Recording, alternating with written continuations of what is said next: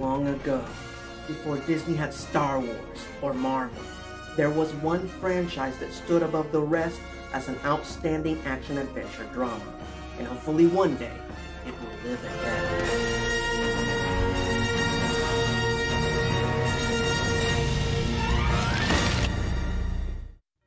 Greetings fanboys and fangirls, I'm Erod and I'm the Blockbuster Buster. In the late 80s and early 90s, the animation industry experienced what many refer to as a cartoon renaissance. Shows like DuckTales, X-Men, and Tiny Toon Adventures completely changed the landscape of the industry. But the show that many historians credit for jump-starting this new era, believe it or not, was The Adventures of the Gummy Bears. Don't let the name fool you. While this show may follow adorable anthropomorphic bears, it was actually an amazingly well-written epic sword and sorcery series, worthy of standing shoulder to shoulder with the Rings of Power and The Witcher. And unlike 99% of all the cartoons that were on at the time, Gummy Bears wasn't a 20-minute commercial for toys, cereal, or pajamas. It was just good storytelling. And it was this particular brand of good storytelling that inspired Greg Weisman to create the Gargoyles. Originally, Gargoyles was going to have a more comical and lighthearted tone like the show that inspired it. Yeah, the original version of Gargoyles was like Gummy Bears but set in modern times. However, all of this changed with the release and unprecedented success of one of the most seminal cartoon shows to ever be made, Batman the Animated Series. With its dark tone, sophisticated storytelling, and beautiful animation, Warner Bros. Developed a magnificent hit that in no way was condescending towards its audience. The influence of Batman the Animated Series is felt to this very day, and back in 1994, Gargoyles was not immune to it, as the show's tone and narrative style became darker and more mature by the time it made it to air. Changes that in my opinion greatly improved the show's lore. The plot. 1,000 years ago, in a time of magic and superstition, humanity developed a symbiotic relationship with the Gargoyle race, who was cursed to be stoned by day and only live by night. So humanity would protect the Gargoyles in the light of the sun, while the Gargoyles would return to favor after the sun set. But sadly, these noble creatures were betrayed by the very humans they had sworn to protect, and cursed to be permanently frozen in stone for 1,000 years. But not all hope is lost, as the powerful and influential David Xanatos buys the Gargoyles' castle and has it moved to the top of his skyscraper in Manhattan, where the spell is broken and the Gargoyles live again. What's this? Where are we?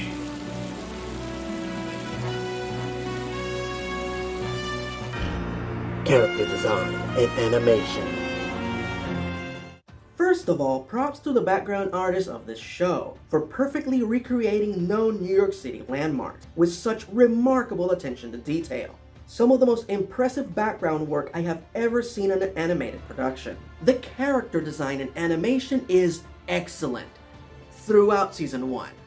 Both aspects start to falter a little bit during its second season, but this is mostly due to the fact that the network ordered 52 episodes for season 2. So yeah, I think the crew deserves a pass for the overall monumental task they pulled off that second year. The animation did fully decrease in quality, at least when compared to the previous seasons for season 3. But we'll talk about that more when we get there. The one great aspect that cannot be denied were the stellar designs for all the central characters by Greg Guller. Not only are they all memorable and undeniably unique to the series, but he struck a perfect balance between monstrous and beautiful when it came to the Gargoyles, where one could easily understand why they would be misjudged, or why more enlightened people would find them appealing.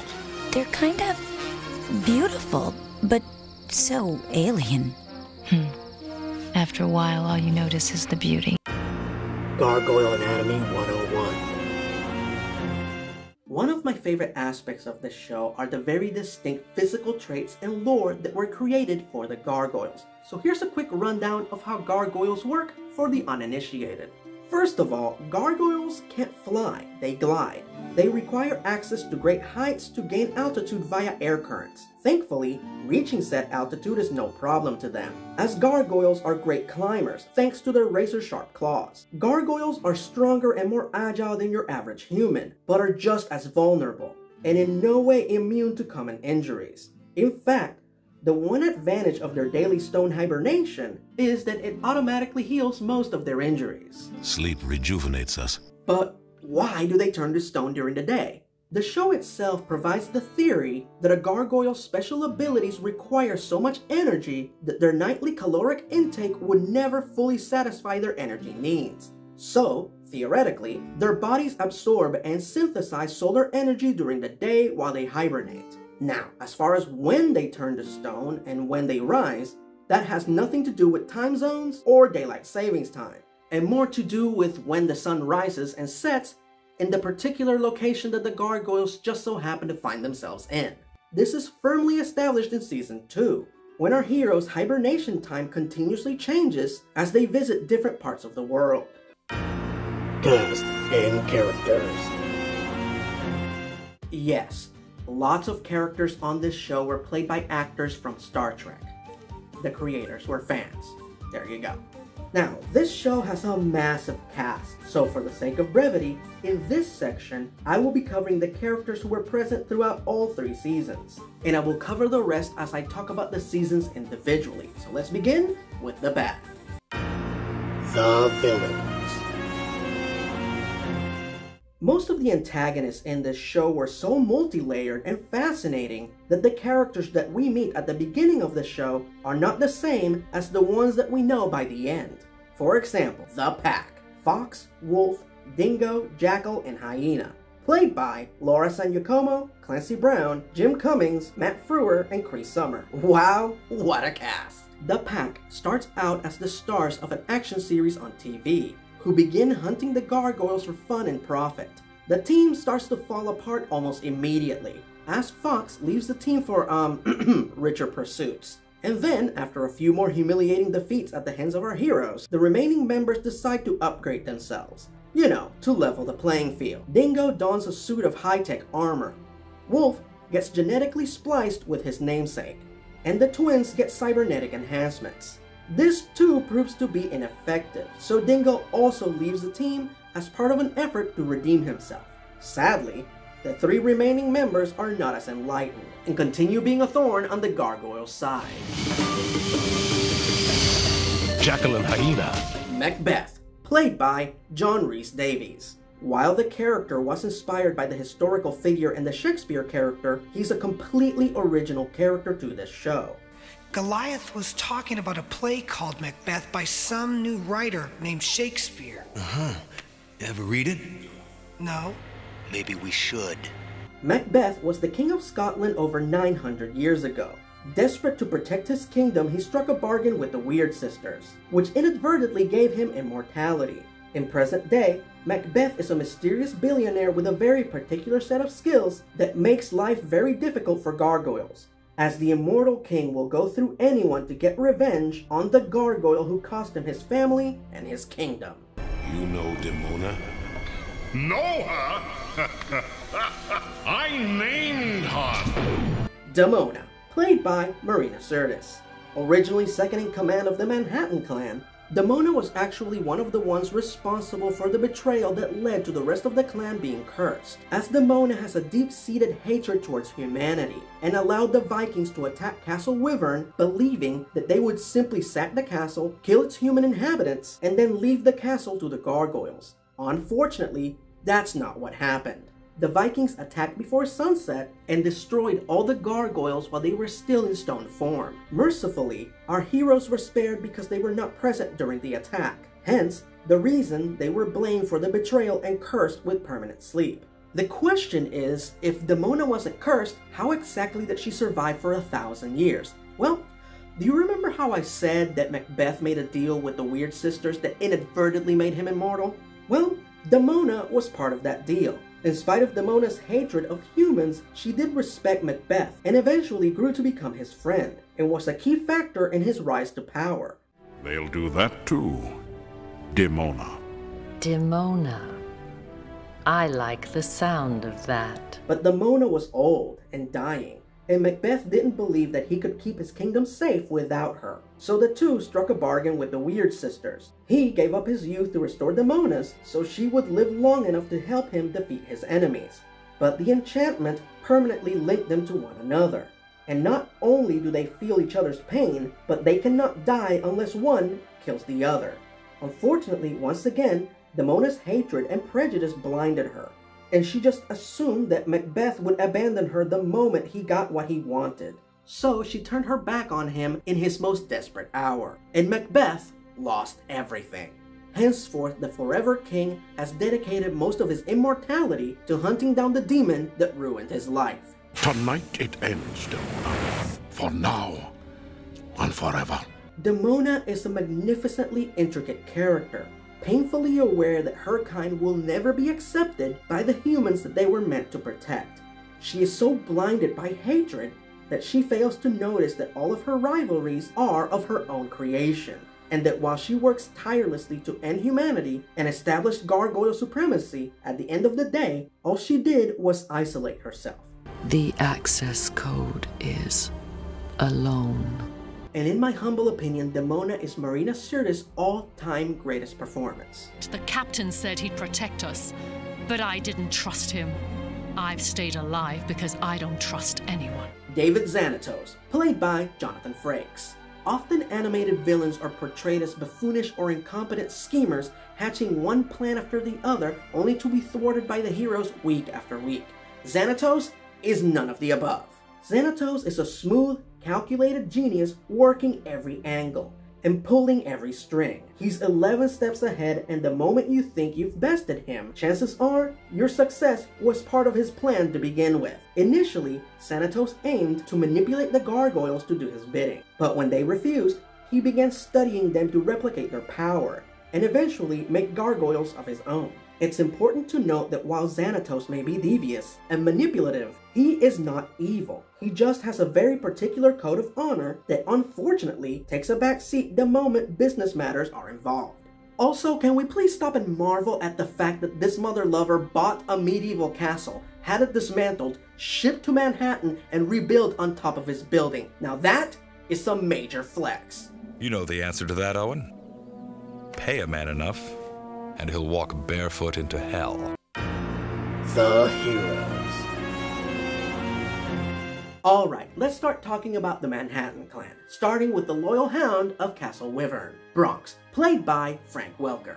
Bronx is a gargoyle beast. While he might be a different species than the gargoyles, he does share a lot of similar genetic traits, like humans do with apes.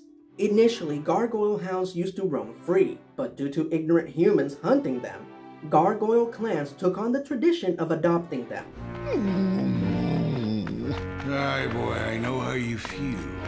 It's a strange new world.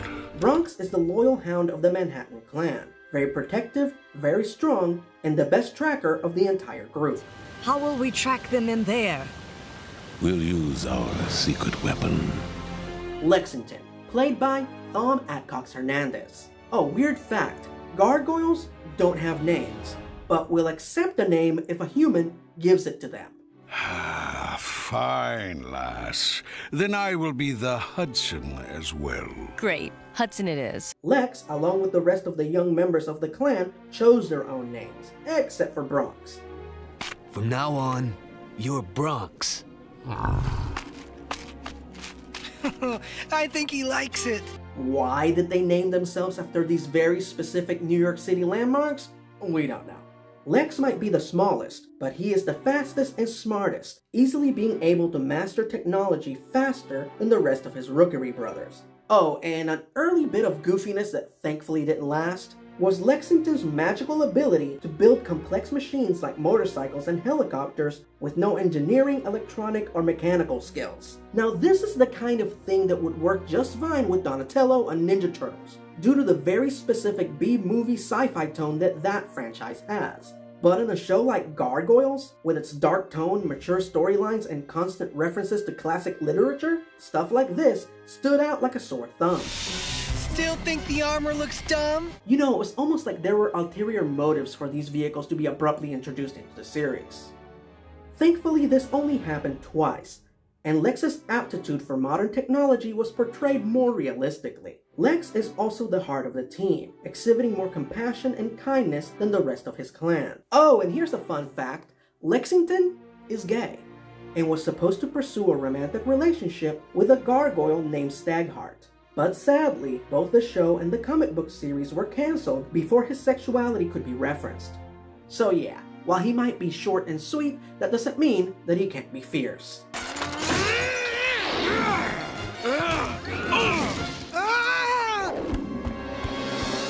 Broadway, played by Bill Fagerbakke. Broadway is the backbone of the team, one of the strongest members of the clan, but a dreamer and a romantic at heart. It's easy to dismiss him as the plus-sized gargoyle with a love for food, but there is so much more to him than that, as he is the one who is the most fascinated by modern pop culture. So yeah, he's one of us. He's a fanboy, desperately desiring to be part of the human world and all of its frivolous entertainments, but never truly being able to be a part of them. And so the dreamer will dream. And while Patrick Star may be Bill Fagerbakke's most famous character, Broadway will always remain my favorite that he has ever played. You made one mistake, Dracon. You messed with my partner. When someone messes with your partner, you're supposed to do something about it. Brooklyn, played by Jeff Bennett. First of all, Jeff Bennett didn't just play Brooklyn, he was one of the utility players on the show, meaning that he would lend his voice to one-time peripheral characters. However, some of his performances as some of these side characters were so memorable that they went on to have more substantial roles. The two biggest examples of this were the Magus who cursed the gargoyles and Owen Burnett, Xanatos' very monotone assistant. Oh, and Vinny, but we'll talk more about him later. Brooklyn is a steely-eyed gargoyle of action, always looking for a thrill and any opportunity to prove himself. Inevitably, he is chosen to take Damona's place as second-in-command of the Manhattan Clan, a responsibility he is initially reluctant to undertake. But eventually, he discovers that leadership, while a burden, can also be incredibly fulfilling. Xanatos can't keep up the pretense forever.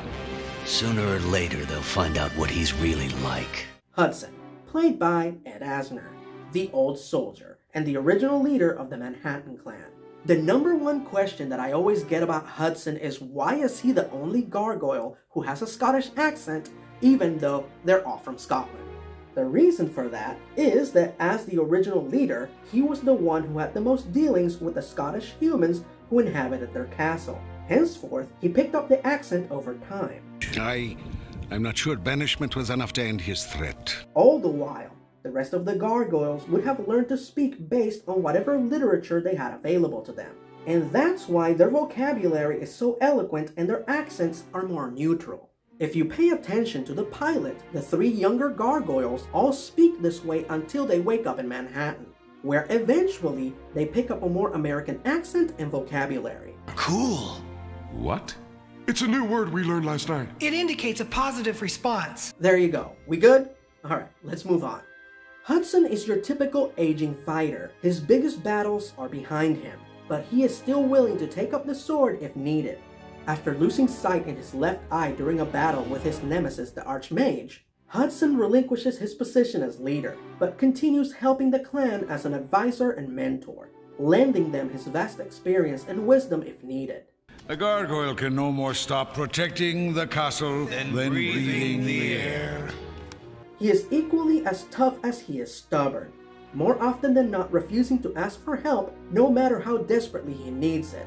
A lesson this old dog will eventually have to learn, as he is part of a clan, and a clan stands together, and his wisdom is too valuable to lose.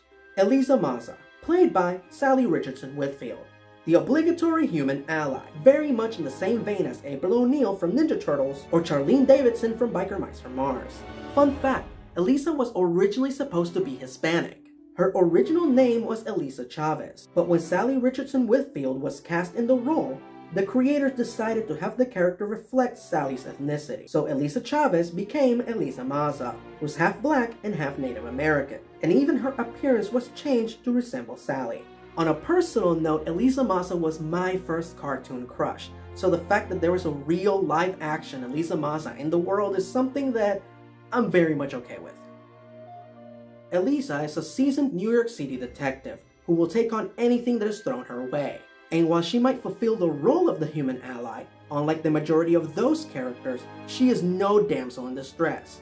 In fact, She saves the gargoyles more often than they save her. But her most popular aspect is not her brilliant detective work, her heroism, or overall badassness. No, it's her unrequited romance with the leader of the gargoyles, Goliath.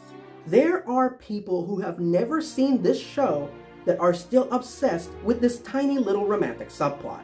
And I get it. Look, the relationship, it's beautiful. Are you all right? Is there anything you need? Yes.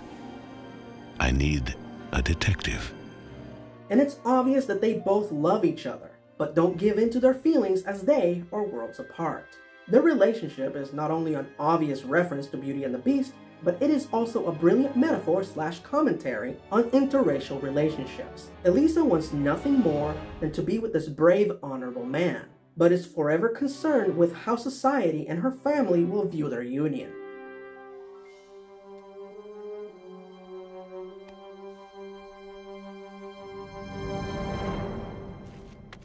Hey, I may tune in for the magic and the action, but I stay for the soap opera stuff. Wait, we shouldn't. What's wrong? There's someone else. Yes. Goliath, played by Keith David. Goliath is one of my all-time favorite characters in all of fiction. End quote. He is the stoic warrior, the tragic hero, and the misunderstood monster all wrapped into one, all of which is beautifully complemented by Keith David's brilliant performance and his deep velvety voice, which has the power to shatter concrete and impregnate women. A good detective trusts no one. That's one thing we have in common. Goliath took over leadership of the Manhattan Clan from Hudson, a role he took seriously and handled very well until the unthinkable happened. The woman that he loved, the one he trusted the most, betrayed him. At last my clan is free of human rule. This is a failure and heartache that Goliath always carries with him, but one he doesn't allow to embitter him like the Mona. While Goliath might be kind, noble, and heroic, he is not perfect, as more often than not, his inability to let go of old antiquated gargoyle traditions gets in the way of his judgment. No, this castle is our home. Xanatos bought it, lock, stock, and gargoyle. Xanatos was defeated. We are safe here.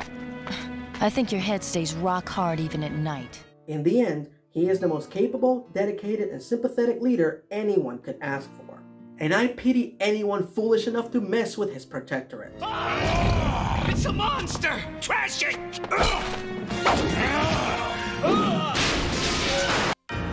Season 1. The show premiered in October 1994 with the 5-part pilot Awakening. Originally, the individual episodes were shown as part of the Disney afternoon throughout the week. And then, over the weekend, all 5 episodes of the pilot were shown back-to-back in a primetime slot, complete with behind-the-scenes clips and intros from the cast and crew, which is the way that I first saw the show and I was instantly hooked. While the pilot might be a bit long, it does a fantastic job of establishing the lore of the series at a good steady pace, and serves as the perfect introduction to the franchise. Same time tomorrow night? I wouldn't miss it. Good. Maybe we'll catch a Giants game. Giants? The rest of the season is pretty solid as well, further developing the characters and expanding upon their very complex motivations. While Season 1 was serialized, meaning that each episode continued onto the next, it did not have a story arc. Instead, it focused its efforts into establishing all the main elements of the show, which honestly is a really good strategy. But I was able to stand up against Goliath, the greatest warrior alive. I'd say I've still got the edge. And now it's time to talk about the most famous episode of the show. The one that everybody remembers. Deadly Force. The episode itself starts out pretty normal. Elisa is on the trail of local crime boss Tony Dracon. Broadway meets up with her in her apartment before they head out for the night. He then spots Elisa's unattended sidearm and starts playing with it, only to have it go off in his hands and accidentally shoot Elisa. Yes, that happened, and this was only the 8th episode of the show. 4th, if you count the 5-part pilot as one episode. So Greg Weisman and his team came out of their corner swinging. Broadway quickly rushes Elisa to the hospital and then hides in shame. The rest of the clan hear of the incident and understandably assume that Dracon was responsible for the shooting. leaving Broadway the moral dilemma of whether or not he should confess to his mistake or let his fellow gargoyles get revenge on a legitimate bad guy. This episode is so good that it is often used as an example of the show's quality. Due to the episode's mature subject matter, it was censored in some regions and pulled out of rotation in others. Yeah, this episode gets censored, but apparently, this was fine.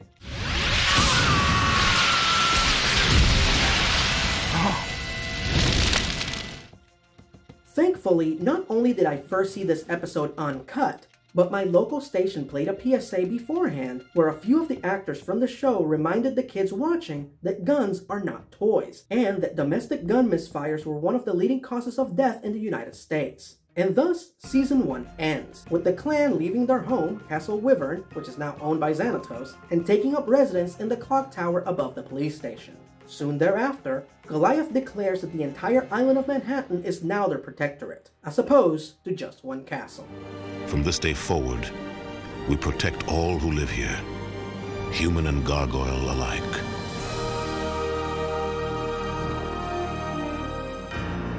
Season 2. Suffice it to say, Gargoyles was a hit. So while Season 1 was a nice moderate 13 episodes, Season 2 was 52 episodes long. Why was it so long? Well, back in the day, it was not uncommon for networks to order really long seasons to cartoon shows, so they could show an entire 3 months worth of episodes without showing reruns. So, because of the copious length of Season 2, it is divided into 3 distinct storylines. The first is a direct sequel to Season 1, as everything that was established in the show's freshman year begins to escalate. Xanatos marries Fox, and their combined efforts to exploit the gargoyles make things very difficult for our heroes. Which includes, but is not limited to, using Elisa's brother, Derek, as an unwilling test subject to genetically engineer human gargoyle hybrids. An effort that is spearheaded by the mad geneticist Dr. Anton Servarius, played by the legendary Tim Curry. And whose DNA have you brought us tonight, my little thief? At the same time that's going on, Demona is hatching a very elaborate scheme in which she plans to manipulate the magic of the lovable trickster Puck to make gargoyles the ruling class in the world. It, doesn't go well. So warm. I never dreamed it would feel this good. No! Most of these storylines come to a head in the City of Stone 4-parter, where we not only see Demona and Macbeth's origin stories, but Demona casts a spell that causes all humans in the city to turn into stone at night. The stakes are so high that Xanatos and the Gargoyles end up teaming up to save the city. The spell is designed to end when the sky burns. And you can make that happen? One of the many moments throughout Season 2 where Xanatos shows signs of possibly turning a new leaf. You've never looked more heroic. The second story arc this season is the most popular in the entire series, the World Tour. This one takes off in epic fashion, with the Avalon 3-parter, as a medieval knight called Tom the Guardian shows up in modern-day New York, seeking Goliath's help. As it turns out, 1,000 years ago, Princess Catherine and the Magus felt so guilty for the part that they played in the gargoyles being blamed for the Viking attack and then being cursed into permanent sleep that they decided to keep the remaining gargoyle eggs safe on the mystical island of Avalon, where time moves a lot slower. Now, in present day, Hudson's old nemesis, the Archmage, played by the brilliant David Warner, is back and is looking to destroy the remaining gargoyle eggs, with the help of a mind-controlled Macbeth and Demona. So Goliath, Elisa, and Bronx accompany the Guardian back to Avalon to help them, only to be met with a big surprise.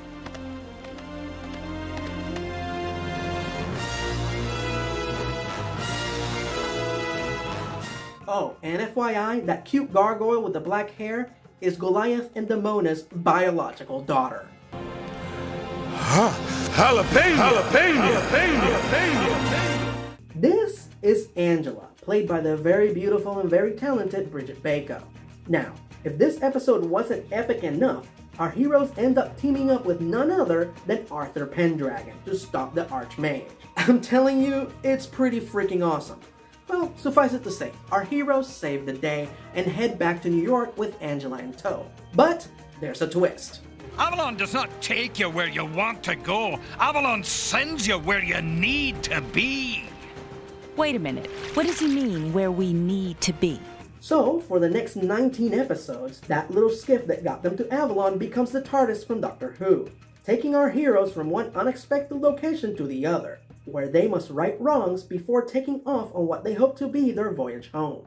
I will say that most of these episodes feel like backdoor pilots to other shows, introducing very defined characters that are unique to the locations that our heroes are visiting that week.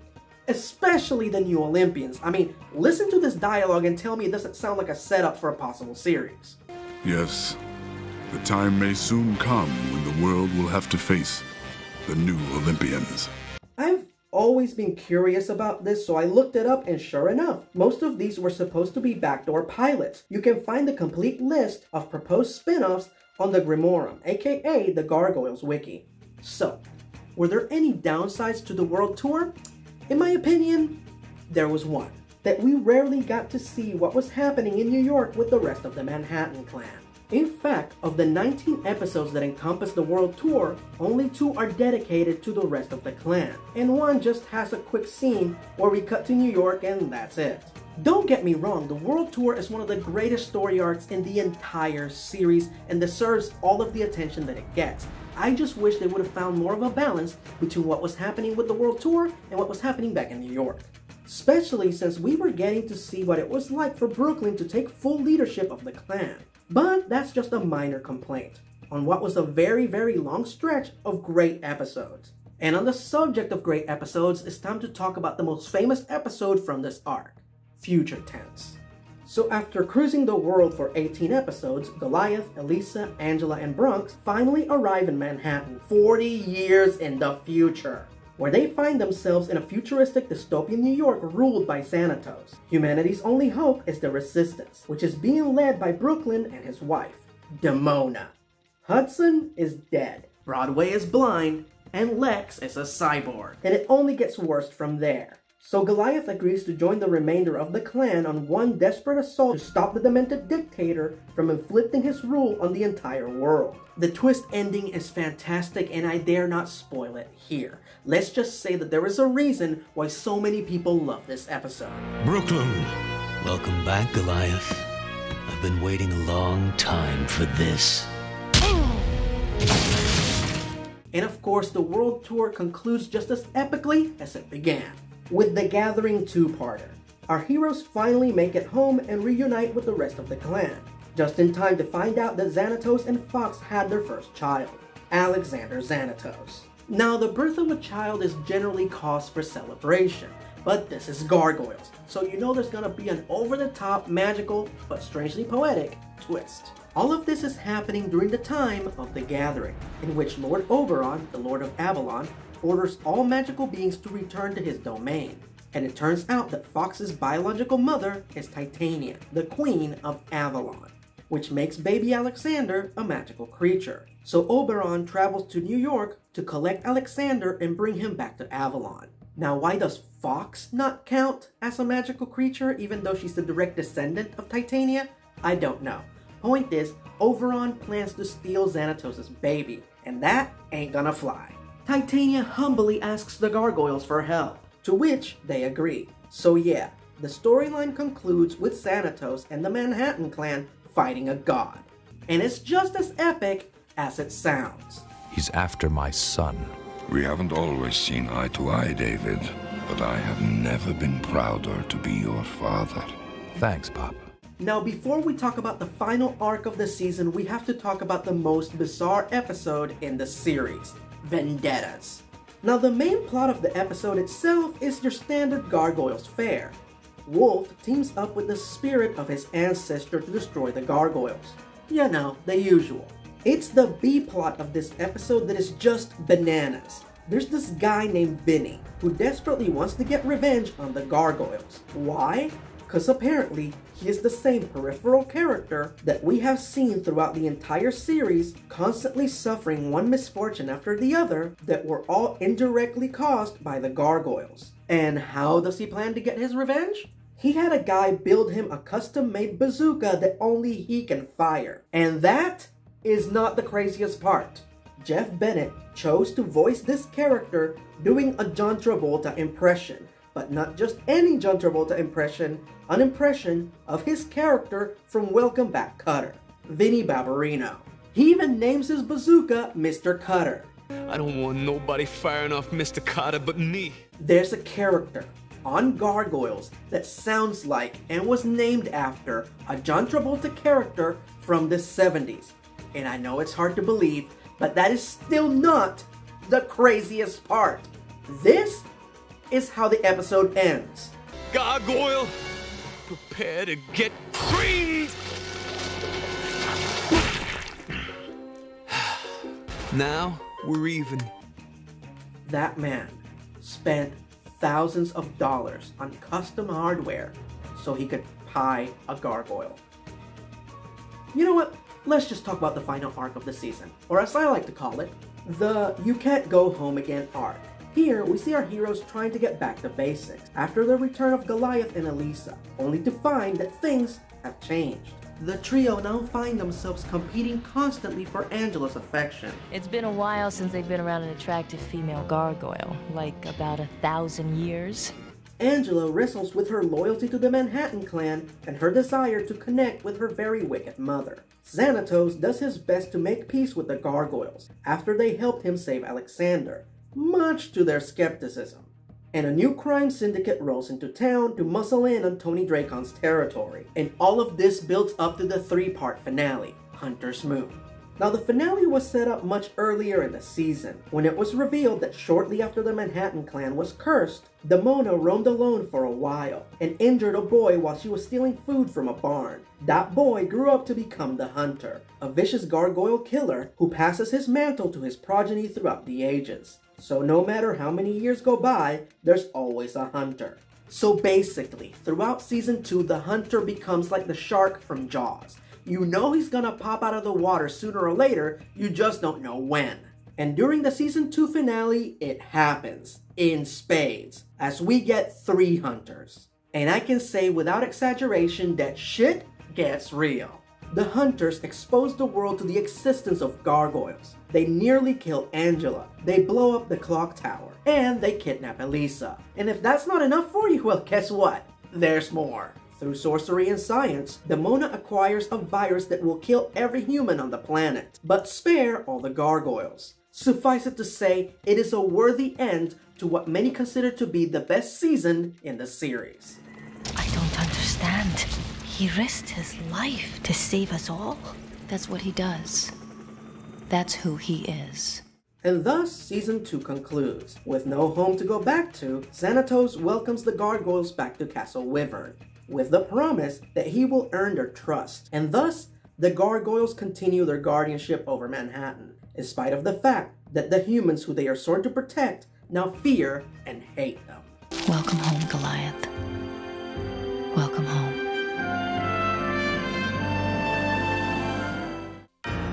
Season 3. And now it is time to talk about the very divisive 3rd season of the series, as the show went through some very dramatic changes from one year to the other. And as per usual, when these things happen, it is usually due to one of 2 reasons, either money or a change in leadership.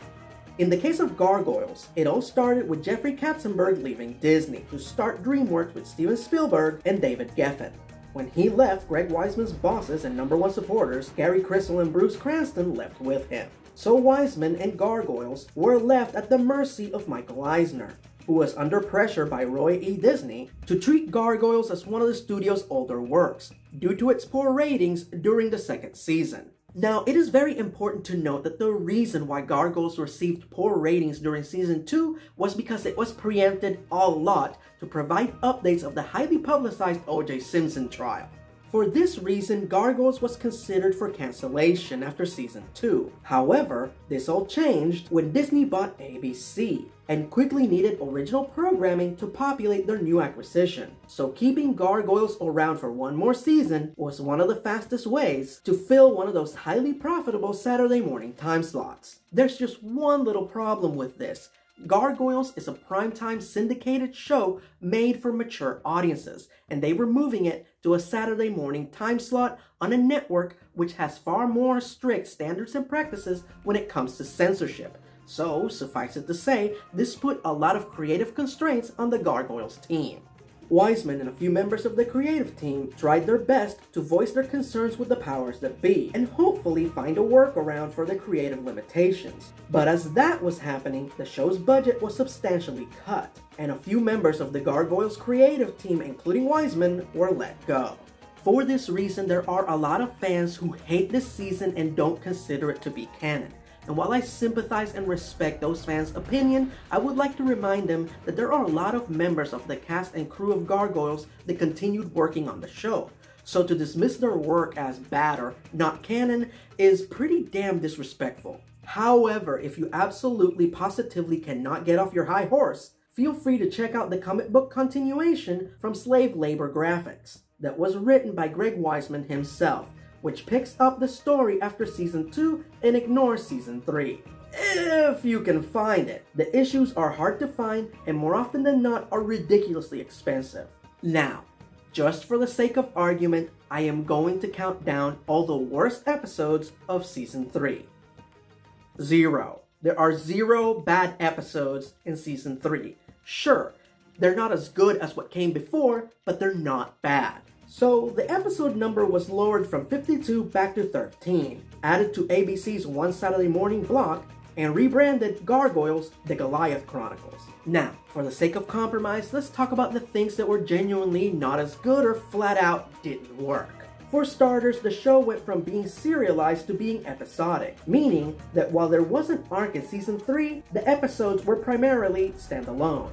Secondly, Xanatos went from being one of the best characters in the show to the most boring and predictable. All he wants to do is help the Gargoyles now, and more often than not, he is used as a deus ex machina to quickly wrap up the plot before the credits roll. Thirdly, while there might still be a few cultural references here and there, they are not as prominent or as clever as they used to be. And lastly, things become way too grounded, and the magical and or paranormal elements of the show take a back seat. In fact, Season 3 only has 2 episodes that deal with magic, and that's it. Now on the flip side of that, I'm going to count down my 5 favorite episodes of Season 3 in no particular order.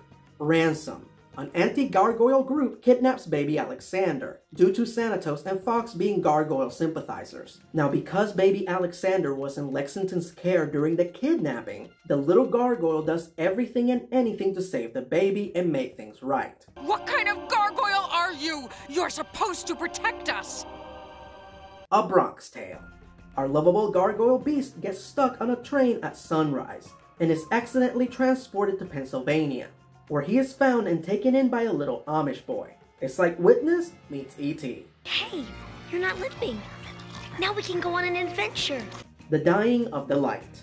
Hudson starts to lose vision in his one good eye, so the old soldier must humble himself and ask for help, which he finds thanks to a blind writer named Robbins, played by the legendary Paul Winfield. Now, I know better than anyone how alone you feel right now. That's why I'm getting you some help. And justice for all. After Goliath is arrested for a crime he didn't commit, he agrees to go through the justice process and have his day in court, completely putting his fate in the hands of his state-appointed lawyer, Amy Schumer. No, not her. Hi, Amy Schlimmer from the Public Defender's Office. Generations. Ignoring all warnings from her clan and her father, Angela tries her best to forge a relationship with Demona and solve a case together. And personally, as a child of divorce, I especially related to this episode. I understand my help was requested. Now, as I stated before, Season 3 was episodic, but it did have a story arc, which carried through almost all 13 episodes. As things have changed in New York now that everyone knows that gargoyles are real. And now the influential and powerful John Castaway has created a new radical group that is solely dedicated to hunting and killing all gargoyles, the Quarrymen. Now if this seems like an overt reference to the Ku Klux Klan, that's because it is. So if anybody ever tells you that Season 3 didn't cover mature, thought-provoking, relevant subject matter, kindly ask them to go choke on a jalapeno. Jalapeno! Now in the comics, it is revealed that John Castaway is actually John Kenmore, one of the hunters from the Season 2 finale. Not only is this never established on the show, but both characters are played by different actors. So I'll leave it up to you if you want to consider that to be canon or not. Tensions mount as Castaway and the Quarrymen push the anti-gargoyle agenda, which builds up until the series finale, Angels in the Night. The Quarrymen nearly kill most of the Manhattan clan in an explosion. An explosion that Angela and Bronx are then blamed for and arrested and will be prosecuted accordingly. But the idea of gargoyles receiving the same rights and privileges as humans doesn't quite sit well with the Quarrymen. So they plan to attack the transport train and kill them before they reach their destination. Meanwhile, the rest of the clan survive the explosion, thanks to the most ridiculous Xanatos Ex Machina in the series. Moving you to a protective chamber. At the same time, pieces of imposters were rotated in, taking your place, just before the big blast. Seriously, I have no counter-argument for the misuse of Xanatos this season. It's just bad. Anyway, the Gargoyles now face a choice. Do they take advantage of the fact that the world now thinks that they're dead and get a fresh start? Or do they risk revealing themselves to save Angela? I think we know which one they choose. So our heroes face off against the Quarrymen one last time, as the villains try to kill Angela and Bronx at all costs, even if it means killing all the people that are on the train with them. Fortunately, thanks to a lot of perseverance, teamwork, and some legitimate ingenuity from Brooklyn, our heroes stop the Quarrymen, save their allies, and everybody on the train, with witnesses to spare. I sure like the sound of that. And so the show ends, with humanity slowly starting to accept the Warriors of the Night, as Keith David delivers his final, beautiful narration. A new age has begun, and we live again. Now, I 100% understand why some folks don't like this ending, as it wraps up a lot of complex issues about racism and intolerance with a nice little bow. And while I respect that viewpoint, I also can't help but think of something that George Lucas said about fantasy stories.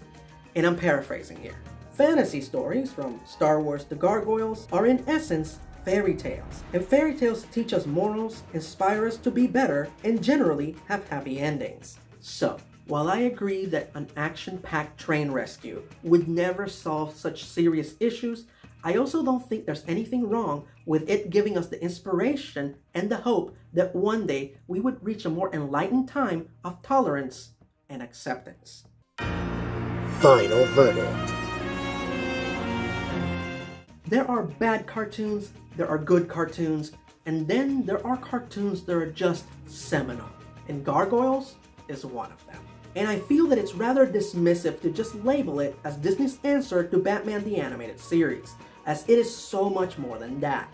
This is one of the most unique and brilliant franchises in existence. One that tackled moral dilemmas, social quandaries, and complex emotional journeys with artistic precision, all the while infusing these fantastic tales with culture, history, and sophistication. It doesn't surprise me at all that this remains the most popular Disney afternoon show, and the one with the most rabid fan base. And while Darkwing Duck will always be my favorite from that crop, if I had the choice to only revive one on Disney+, Gargoyles would undoubtedly be the show that I would love to see live again. 10 points in the badassitude meter! Break the curse, grab some jalapenos, and give it a watch. Special thanks to Greg Weisman and the cast and crew of Gargoyles for the amazing show. And thank you for watching. Until next time, I'm Erod, and I'm the Blockbuster Buster.